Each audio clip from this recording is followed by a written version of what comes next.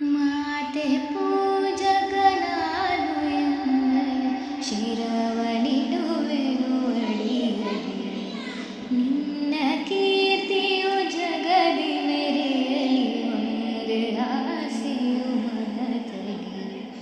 ಎಡರು ತೊಡರುಗಳೆಲ್ಲ ತುಳಿಯುತ್ತ ಮುಂದೆ ನೂಕುವೆ ಭರದಲ್ಲಿ. ನಿನ್ನ ನಾಮ ನಿನಾದವಾಗಲು ಶ್ರಮಿಪೆನ ಪ್ರತಿ ಕ್ಷಣದಲ್ಲಿ. ನಿನ್ನ ಗೌರವಕ್ಕೆದುರು ಬರುವ ಬಲವ ಮುರಿವೆನು ಛಲದಲ್ಲಿ.